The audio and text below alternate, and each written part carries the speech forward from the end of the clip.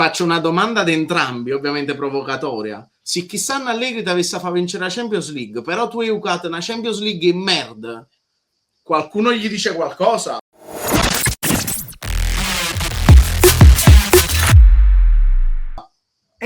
No, io mi leggo anche l'unghia del mignolo del piede destro di Allegri se mi porta la Champions League. Che cazzo ne fotte a me con mio campo? Cosa gli vuoi dire? Però c'è da dire che ci stiamo diciamo che il cambiamento verso la juventinizzazione sta proprio andando a un gonfie vele, no? Allora, Andrea, lo sai su sta cosa? No. Sfondi un attimo una porta aperta, perché io è circa una settimana che ci penso, no? Perché non mi ricordo da chi l'ho letta sta cosa. Però forse, e qui è sempre provocatoria la cosa, confondiamo un pochino il cambiamento, noi diciamo stiamo dicendo verso la juventinizzazione, no? Perché poi guardiamo anche gli allenatori che stiamo prendendo, con il cambiamento dall'essere una squadra provinciale ad essere una squadra.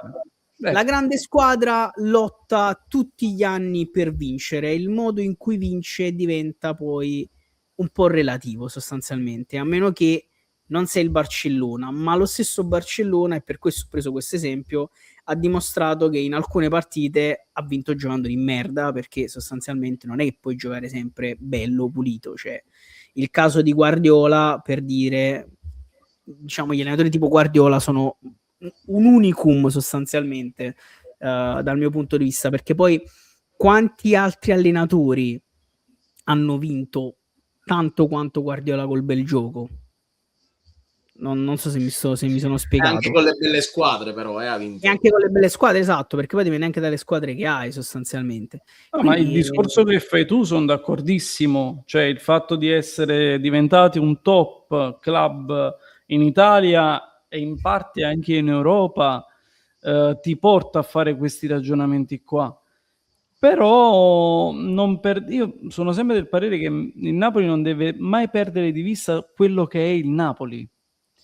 Io non parlo che bisogna giocare per forza bene, è normale che ti devi sporcare le mani in qualche partita, ma non per questo quello deve diventare il tuo dettame, il tuo credo.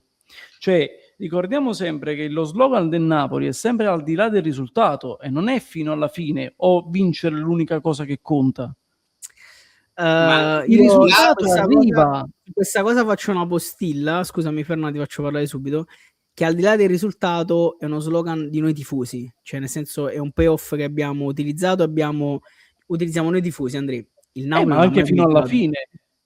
Anche il risultato è l'unica cosa che conta, è diverso. Io molto parlo diverso, comunque di un qualcosa che è insito nel DNA partenopeo. Io non ti sto dicendo che il Napoli deve giocare bene, perché ci sono tanti modi per giocare bene. Io e Fernando abbiamo avuto un dibattito esagerato su questa cosa qua, ce lo ricordiamo.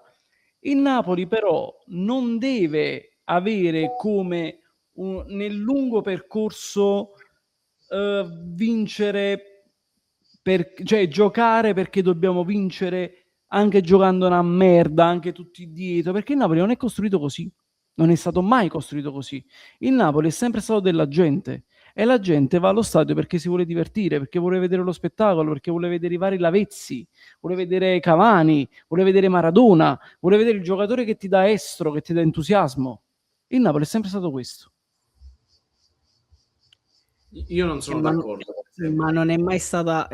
io posso essere anche d'accordo che il Napoli in parte è sempre stato questo, ma non è mai stata una grande squadra. E penso che su questo, togliendo gli anni di Maradona, ma anche durante gli anni di Maradona, che noi non abbiamo vissuto, perché c'era Diego, ma togliendo, cioè a parte quando poi da Diego in poi la squadra un po' si è chiaramente aggiustata, nel senso che hanno preso anche altri giocatori che erano veramente forti, ma i primi 1 o 2 anni di Diego la squadra cioè nel senso che non era questo granché. Poi chiaramente determinati giocatori sono venuti a Napoli perché volevano giocare anche con Maradona sostanzialmente, ma a parte quella, diciamo, quella parentesi lì, è pur vero che Napoli non è mai stata una grande squadra, e quando secondo me diventi una grande squadra o comunque una squadra top quantomeno nella tua nazione e non hai le possibilità economiche, faccio per esempio della Premier, ok? Secondo me tu in parte ti devi un po' adattare, perché altrimenti rischi, se non hai, mi permetto di dire, se non hai, non mi viene il termine esatto, diciamo che se non stai tranquillo, perché magari sei una squadra del sud e non di qualsiasi altra tipologia di regione italiana, bisogna stare attenti se vuoi diventare una grande squadra. Io non so se mi state capendo, sto cercando di non Vabbè, ma utilizzare diciamo che termini. ormai è diventato il presidente della FIGC Malagò, che era uno che portava in alto De Laurentiis. Allegri è amico della stampa italiana e quindi siamo, diciamo, abbastanza coperti pure su questo. Ci stiamo avviando verso quella cosa che dici tu, eh? Ma no.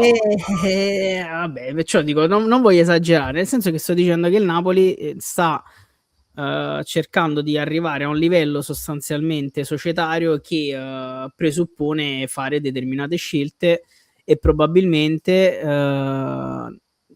noi abbiamo parlato degli allenatori in passato, no? Prima dell'annuncio di Allegri, sostanzialmente io pure ho detto ma avrei preferito a questo punto un Palladino, e è vero, probabilmente l'avrei preferito dal punto di vista del gioco, però devo dire che chiaramente a livello di caratura di allenatore stiamo parlando di due personalità completamente diverse e probabilmente il Napoli ha bisogno più di un Allegri che di un Palladino al momento.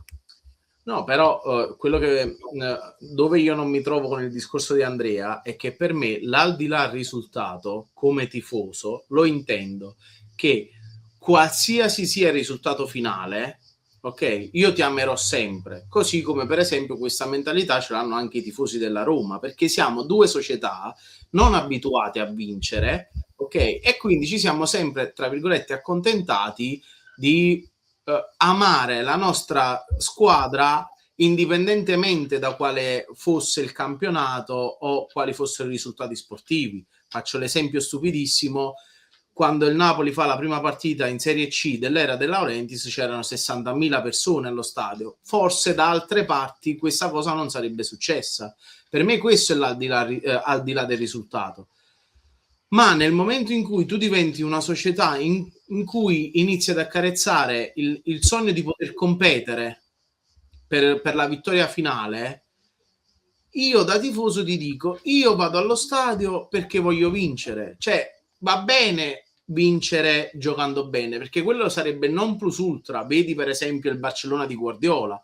Però lo stesso Barcellona di Flick perde una semifinale di ritorno a Milano con l'Inter perché al 93esimo minuto la difesa si va a centrocampo e il Barcellona prende gol su Acerbi con difesa che è a centrocampo con il contropiede dell'Inter. L'ha buttata nel cesso lì, per esempio. Io tifoso del Barcellona, a Flick o Cir, faccio un altro esempio molto più recente, l'Egitto contro l'Argentina. All'83esimo minuto, quando Marmoush sbaglia il passaggio del contropiede, io ti distruggo perché vuoi all'83esimo vuoi andare a fare il gol, ma non mi ricordo qual è il risultato, lo sto dicendo per far capire il mio discorso. Era 2-2 io all'83esimo minuto mi vado a buttare sulla bandierina. Quante volte noi da tifosi abbiamo sempre detto però noi non perdiamo mai tempo, però noi non c'è mai un giocatore che si va in chiave vicino a bandierina con pallone e non lo fa prendere mai. Io me ne ricordo uno, Giaccherini in un Genoa-Napoli 3-2 per noi, che al 94esimo minuto se ne andò vicino alla bandierina e basta, non si gioca più. Invece no, noi siamo sempre stati quella squadra che al 94esimo minuto, la partita lì sul filo che la stai vincendo, arriviamo a tirare per poi far ripartire la squadra. Cioè, io capisco, però, io sono anche d'accordo. Estremizzando, Fernà, io non ho mai detto che il Napoli deve giocare come i deficienti, come è successo col Barcellona di Flick o come l'Egitto. No, perché la mentalità del bel gioco di Sarri e di Spalletti, la mentalità del bel gioco non è il bel gioco, è il giocare bene, sono due cose differenti. Giocare bene e bel gioco sono due cose completamente differenti. Il giocare bene, per come la intendo io, è giocare in maniera fluida, è giocare in cui riusciamo ad incarrare 3 passaggi. È un giocare non solo palla avanti, la pallata avanti e che succede con le sgroppate di Alison Santos. Giocare bene, avere 3-4 passaggi di fila con due giocatori che hanno determinate posizioni e sanno cosa devono fare. C'è un regista che appena alza lo sguardo vede quell'altro giocatore che sta facendo il taglio, lo può servire.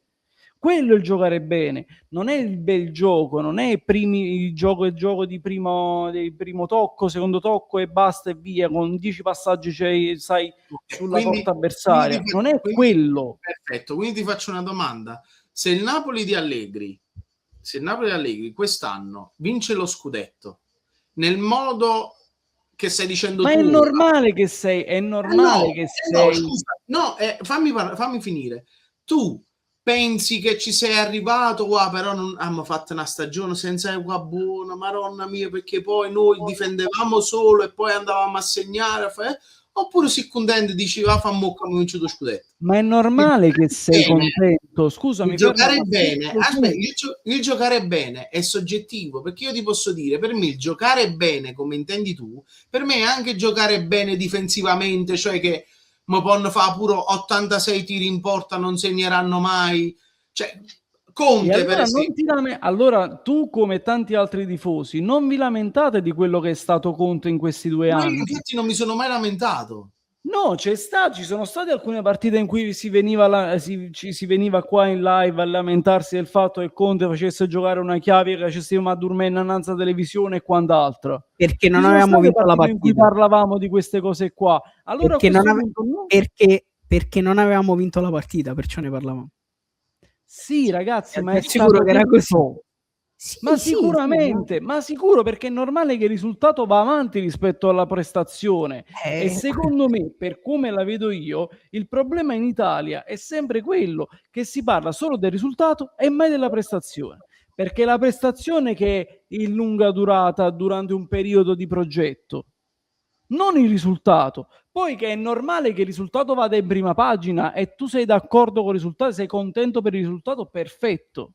Ma è la prestazione che ti costruisce lo status. Siamo d'accordo, ma è come al solito, nel senso che, scusa, non è che siamo d'accordo, come al solito la verità spesso sta nel mezzo, perché come i 2 anni i 2 anni di Conte sono stati caratterizzati da un gioco non spumeggiante, ma tu hai vinto 2 trofei. I 3 anni, per esempio, di Sarri, chiaramente il parallelo è facile, hai fatto 3 anni di gioco bellissimo, spettacolare e non hai vinto un cazzo. Il discorso quindi dove sta? Perché dico la verità sta nel mezzo? Perché è vero che la prestazione ti conferisce uno status, che giochi bene, ti fai vedere, ti fai notare, si parla di te, ma è pur vero che allo stesso modo, anche se non giochi un calcio esaltante, i trofei chiaramente ti aiutano ad elevare lo status sostanzialmente e ti aiutano ad attrarre sostanzialmente sia allenatori che giocatori che profili anche dirigenziali a volte di un determinato livello. Quindi secondo me alla fine serve quello e quello. Per questo ci sono allenatori, perché dico che io continuo a dire Guardiola è un unicum, a parte che gli comprano, chiaramente gli hanno sempre comprato qualsiasi tipologia di giocatori. Al Barcellona chiaramente ha avuto la fortuna di avere una serie di fenomeni anche senza comprarli, come spesso capita al Barcellona. Io non so dove cazzo li vanno a comprare, li va a prendere sti ragazzi su Marte che beccano sempre dei fenomeni. Ma ci sono stati tanti altri allenatori, cioè prendiamo per esempio Arteta, ok? L'Arsenal non gioca male, ma non fa un calcio spumeggiante. È una squadra pragmatica e ha vinto la Premier, il campionato più complicato al mondo in questo momento. Per esempio, quella è una via di mezzo, non so se mi state capendo, tra il giocare bene, che può avere tante sfumature, perché si può giocare bene anche difesa e contropiede naturalmente, poi dipende da uno come la intende, e l'essere pragmatico e essere solidi ed essere, diciamo, da avere un'ottima difesa, prendere pochi gol, sostanzialmente essere fisici. Per esempio quello, secondo me, ripeto, è un'ottima via di mezzo, come lo è in parte, nonostante sia un campionato relativamente facile dal mio punto di vista, come lo è il Bayern Monaco, ok? Il Bayern Monaco è una squadra estremamente equilibrata, se ci pensate. Però tu hai la squadra, perché quello che faceva Sarri o quello che ha fatto Spalletti, comunque se tu vai ad analizzare i giocatori che avevano, io te ne dico solo 2 che per me sono fondamentali per giocare con la difesa a centrocampo, che uno è Koulibaly, anni di Sarri e uno E è Kim l'anno di Spalletti, perché sono quelli che se tu giochi con la difesa a centrocampo e loro partono in contropiede, in 3 passi te l'hanno recuperato il giocatore e quindi ti puoi ancora difendere. Ma l'anno scorso, per esempio, quando la coppia centrale Rachmani-Buongiorno, che non sono veloci, così come il possesso dal basso. Quante volte ci siamo lamentati dell'errore di Buongiorno, per esempio, che sbagliava il pallone giocandolo dietro? Perché tecnicamente non è Koulibaly. Se tu non hai determinati giocatori per fare un determinato gioco, preferisco un Allegri che dice: Buongiorno, tu pallone non lo sai giocare, quindi come ti arrivo pallone sbattilo davanti, che cosa succede? Un italiano, per esempio, perché era questo il ballottaggio, un italiano che, avendo Buongiorno e Rachmani, è bravissimo a giocare il pallone, però un Buongiorno che dice: no, Buongiorno, tu però comunque mi devi fare il passaggio così, la triangolazione, non lo sa fare.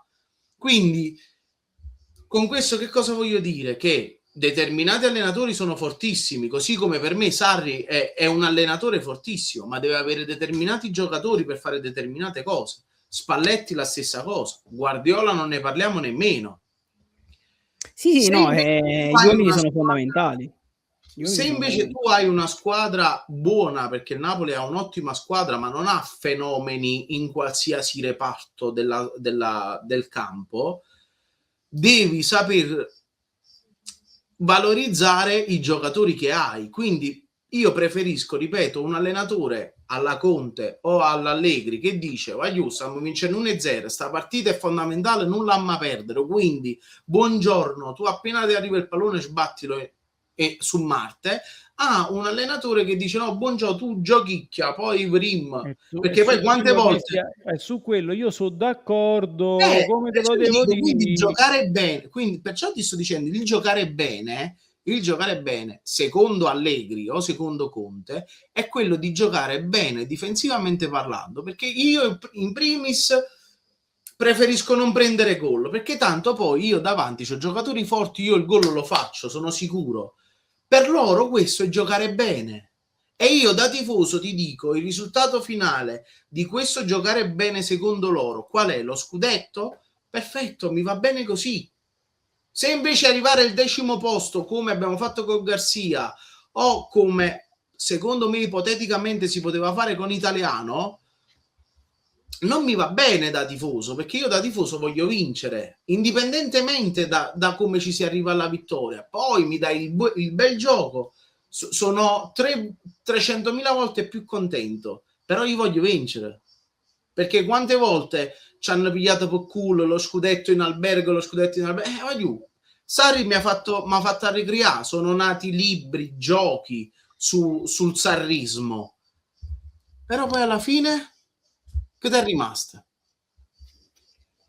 È solo il ricordo, ma il ricordo ce l'abbiamo chiaramente noi. Lo dico con molta cura, però.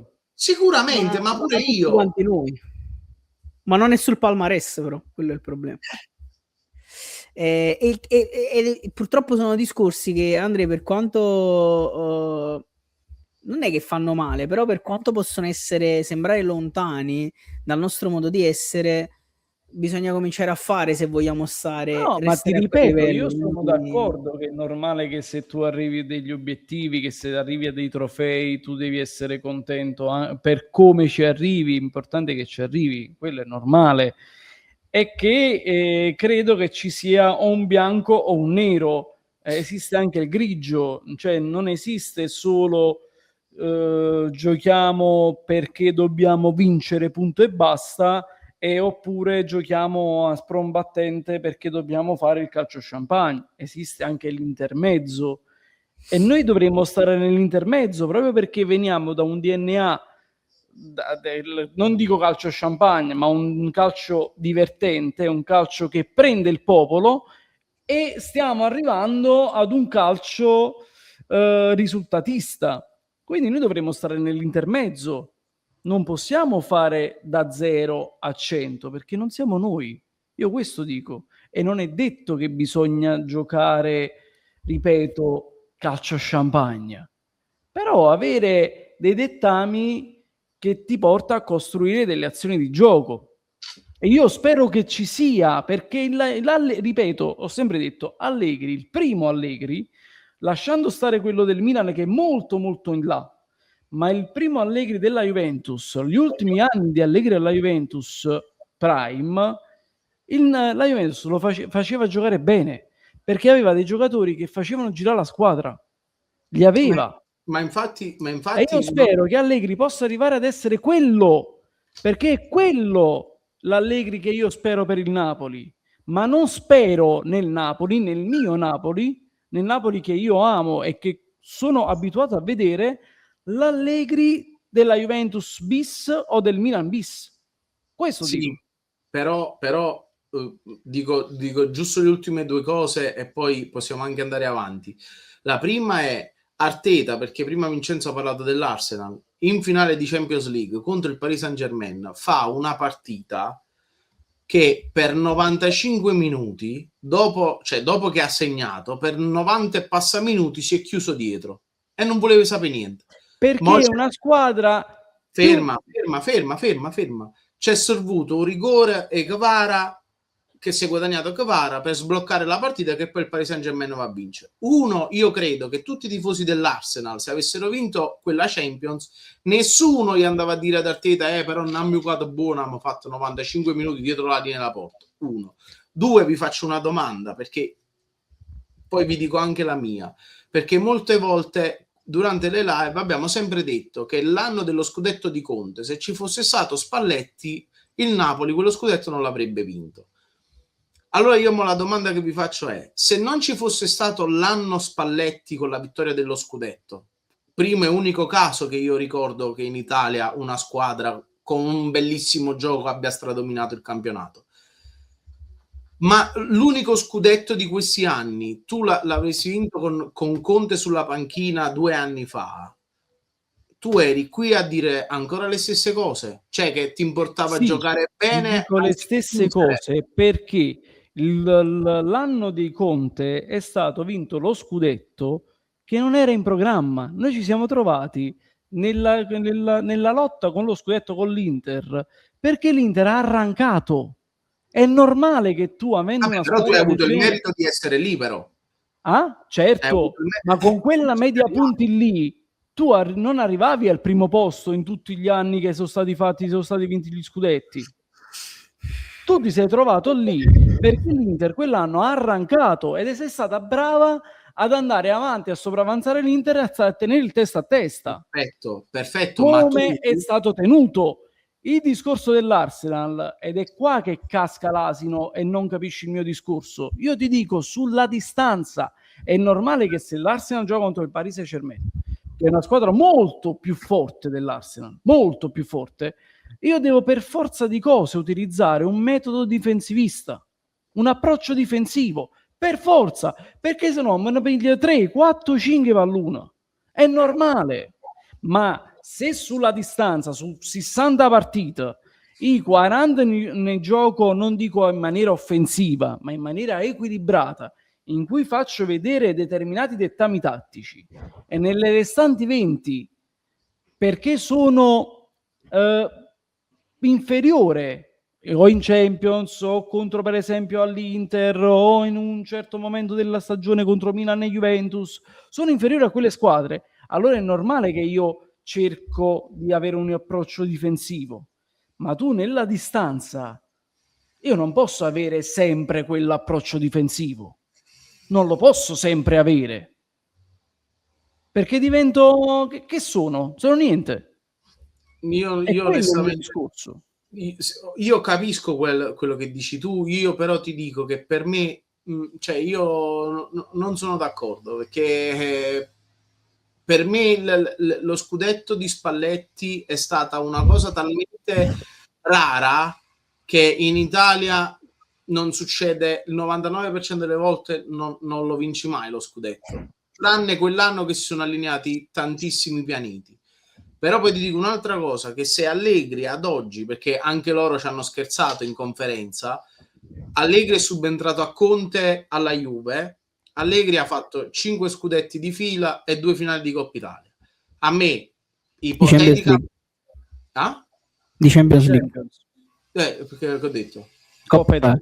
Scusatemi, volevo dire Champions League. Se Allegri ipoteticamente rimane a Napoli per 5 anni e in questi 5 anni, giocando male, mi porta 5 scudetti e 2 finali di Champions League, io non gli posso dire niente su come si gioca. No, ma infatti allora è che siete su due poli opposti, diciamo, per quanto riguarda determinate cose siamo cioè, lo sappiamo e si è capito, ma penso che i discorsi sono abbastanza chiari e diciamo è chiaro che se dovesse portare determinati risultati penso che nessuno di noi avrebbe nulla da dire ad Allegri sostanzialmente. Chiudo perché mo' mi è venuta se tu giochi per 5 anni così, tu i 5 scudetti e le 2 finali Champions non le riesci a fare.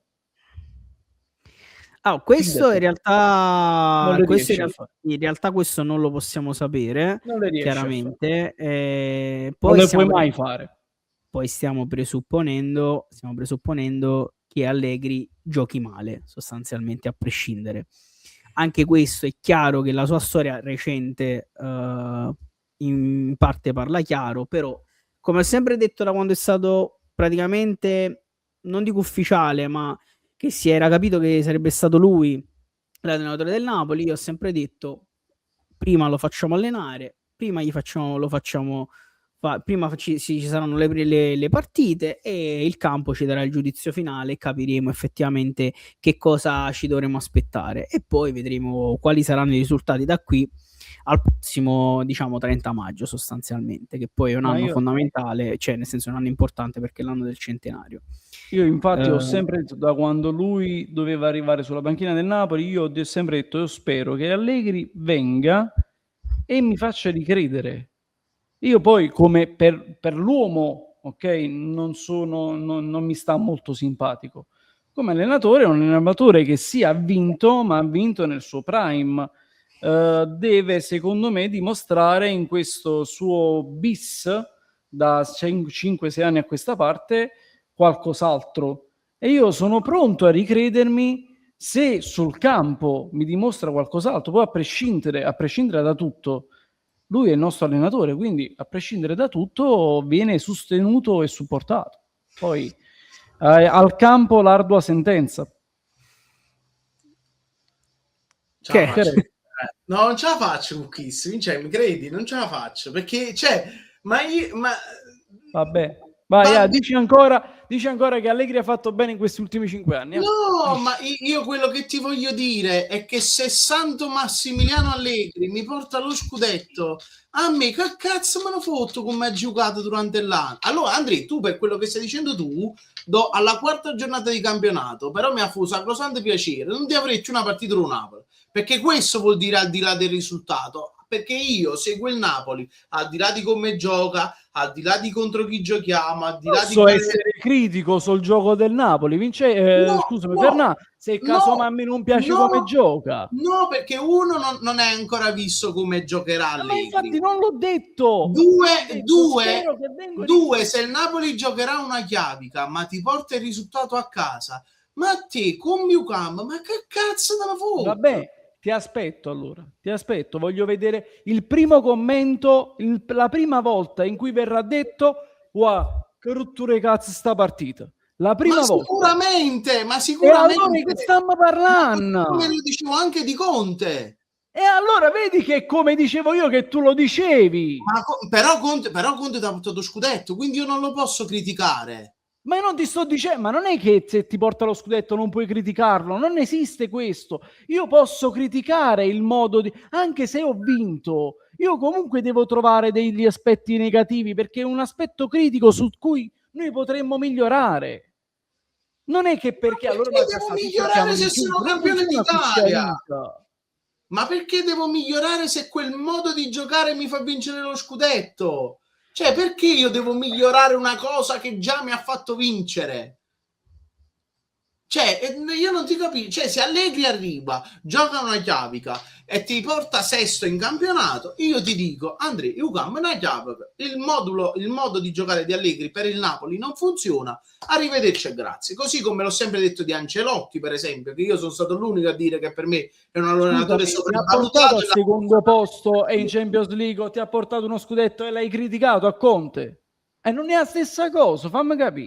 Ma io Conte lo critico nel momento in cui tu stai affrontando delle difficoltà e rimani cocciuto su quello, sulla tua mentalità. Perché se io sono in difficoltà, se io a determinate partite faccio l'esempio di Napoli-Verona che è 0-0, io non faccio cambio su cambio, ma provo a inventarmi qualcos'altro. Cosa che secondo me Allegri porterà, perché Allegri nella sua carriera molte partite le ha vinte anche con i cambi in partite in corso. Ma se a me Conte mi fa giocare male, però poi mi fa vincere lo scudetto, io ti posso dire sì, Andrea, onestamente guardare le partite del Napoli è un dussicamento, perché le vinci tutte quante 1-0, quindi io da tifoso davanti alla televisione soffro, perché per me la partita non è mai chiusa e per me il Napoli non mi darà mai la garanzia di vincerla la partita 1-0, perché l'ansia e tutto il resto la fanno da padrona.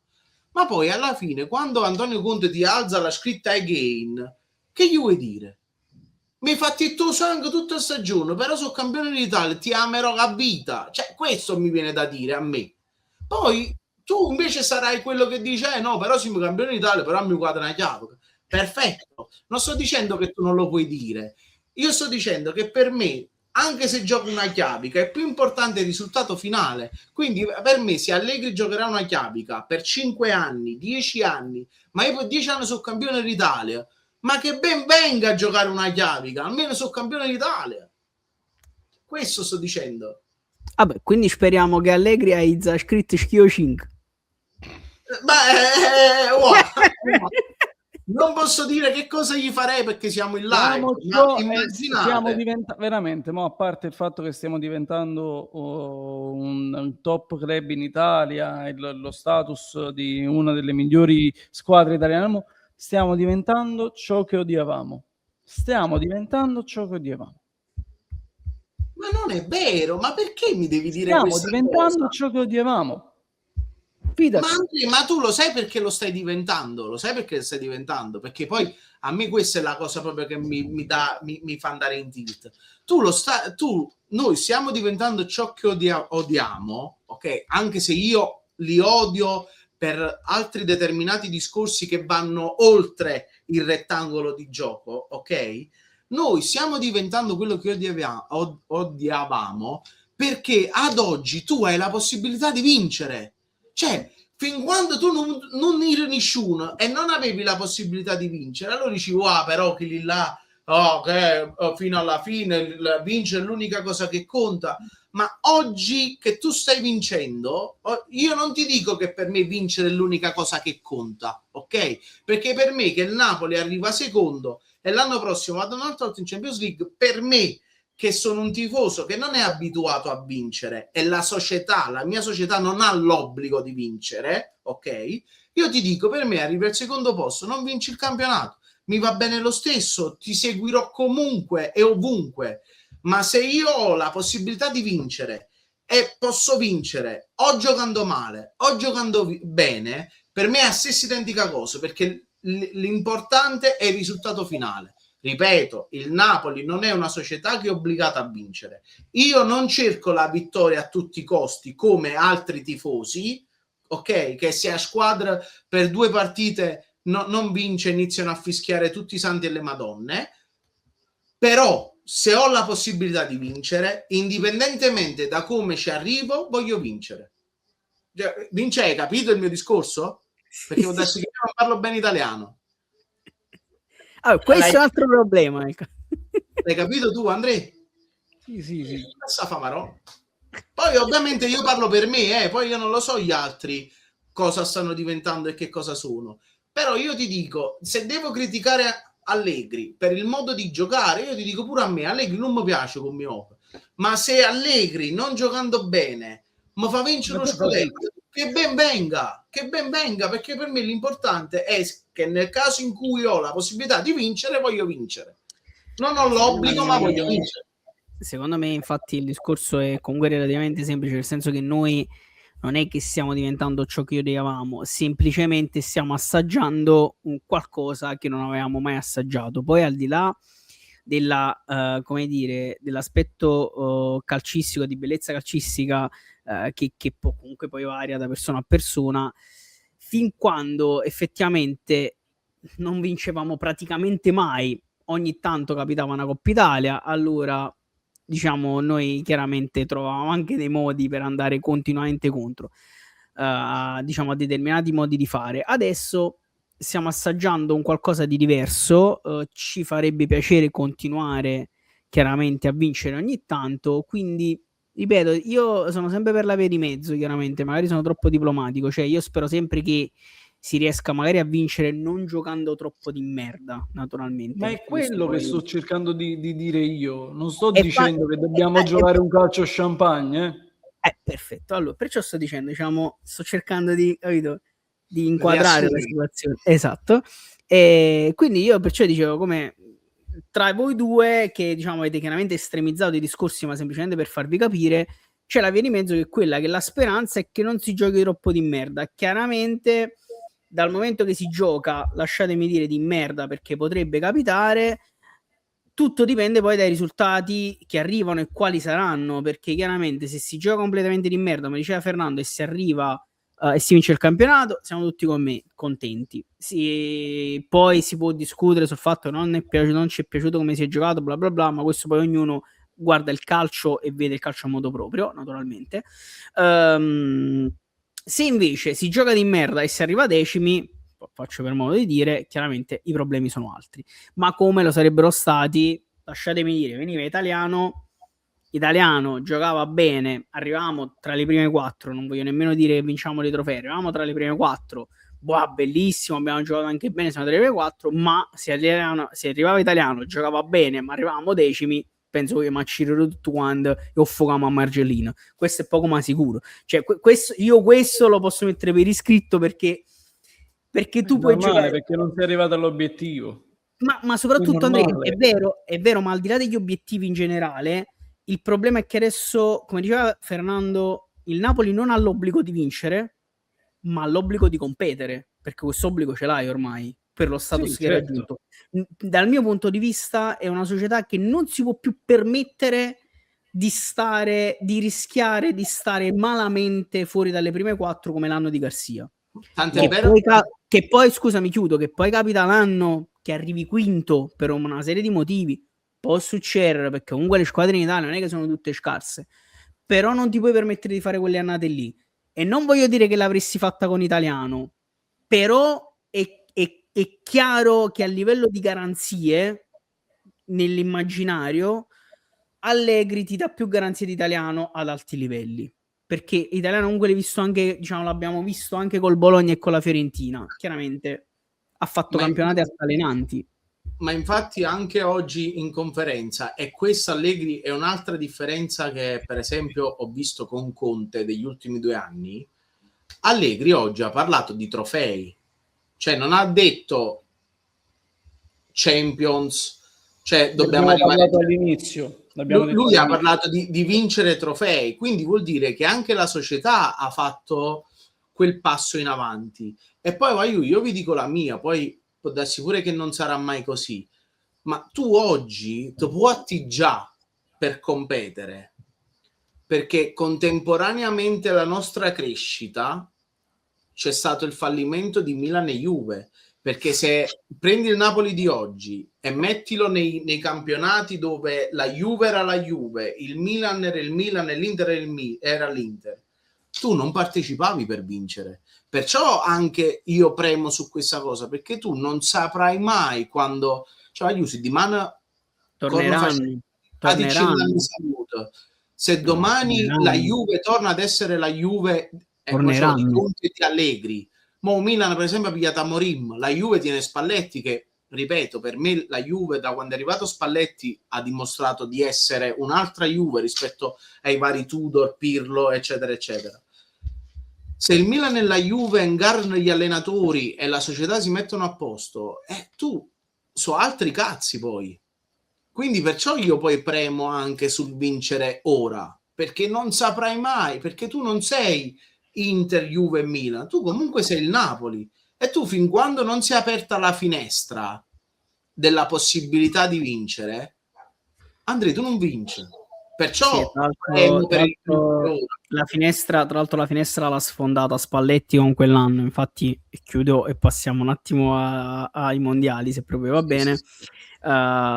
Diciamo, noi siamo stati anche fortunati che Spalletti ha sfondato quella finestra, perché se non ci fosse stato quell'anno non sarebbe nemmeno mai arrivato Conte, e oggi, piace o non piace, non sarebbe nemmeno arrivato Allegri, non sarebbe arrivato De Bruyne, io dico a livello di status, ok? Sì, perché e quello è stato il turning point del Napoli degli ultimi 20 anni. Cioè, degli ultimi 20 anni sono stato esagerato. Degli ultimi, facciamo 5 o 6, diciamo, ma anche perché ha svoltato. Le due fortune partono, scusami, poi ti giuro chiudiamo, partono da quando la prima Juve decide di cacciare Allegri e incalanare una serie di scelte di merda, da cui Sarri, Pirlo, eccetera.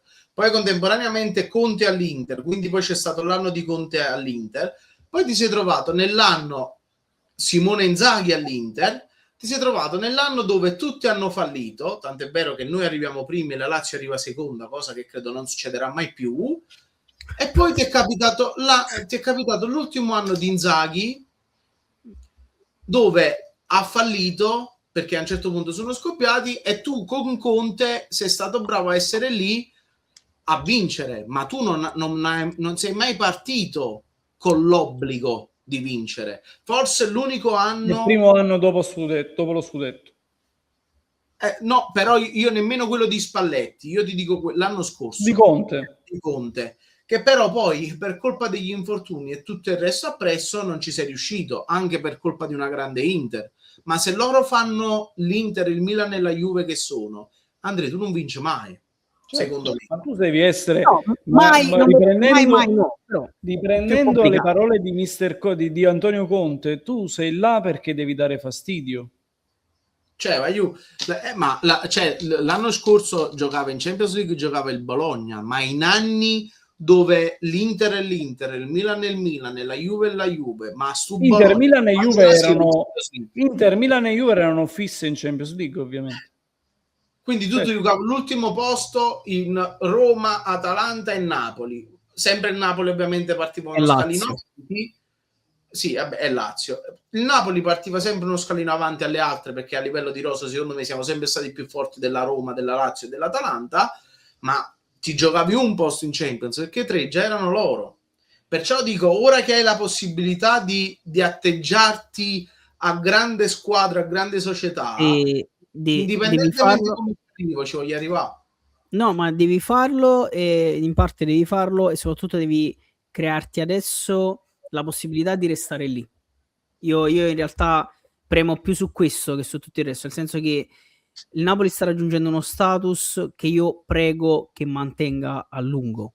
E poi oggi, per esempio, in conferenza, non so se ne avete parlato già all'inizio, c'è stato quel passaggio con l'amministratore delegato per quanto riguarda il discorso stadio, che ha detto anche un'altra cosa interessante, cioè che la bonifica dell'area Kuwait è al 50%, quindi anche lì speriamo si smuova qualcosa presto, e così un altro tassello in più per poi diventare. Non vedo le gru sul posto, non ci crederò né mai. Sono d'accordissimo, però se si sblocca questa situazione, mentre le altre stanno uno stadio da 60.000 posti con 70.000 posti con non so quanti 120 skybox. E voglio vedere, ma io voglio ancora vedere. Io penso che lui veramente voglia farlo, chiaramente un poco danno carattere suo, un poco quando volim giustifico Comune Napoli comunque cago cazzo, hanno voglia su sbattere Manfredi e Fico, cioè nel senso che tutti i problemi stanno da entrambe le parti. Fare uno stadio non è come fare il centro sportivo, nel senso che i soldi sono quadruplicati tu hai 2 miliardi da mettere sul piatto per fare lo stadio, credo che De Laurentiis debba avere un qualche introito dall'esterno. Mazzotta, come si chiamava quello là? No, Mazzetta, Rizzetto, Margiotta, Margetta, non lo so. Che sta facendo un grande Napoli Basket, quest'anno giocherà in Europa. Quello potrebbe essere, secondo me, un fondo di verità sotto quella cosa lì. Ci sta che non sia lui o sia un altro, la c'è, perché gli investimenti, i fondi per fare uno stadio servono. Il centro sportivo lo puoi fare perché hai possibilità di farlo. Lo stadio vuol dire che tu vai a girare 2, 3, 4 miliardi di euro e non sono, cioè non ce la fa, non è te, a meno che non vogliamo stare senza mercato per 3-4 anni. Allora, per me va benissimo. Vedi, per esempio, questo è un altro, per me va benissimo. Se mi fai lo stadio, ma pure per me va bene, perché è una crescita, quella è una crescita che tu troverai negli anni tra settore giovanile e stadio, è una crescita che tu troverai negli anni. Il problema è che per l'italiano medio, tifoso medio, questa cosa qui non andrà bene proprio per la mentalità a cui si sta arrivando. Vabbè, andiamo avanti. Andiamo avanti. Poi, se volete, faremo una live dedicata alle liti fra Fernando e Andrea su... metto proprio, ve la intitolo così: Fernando e Andrea litigano Fernando su come dovrebbe giocare. Andrea.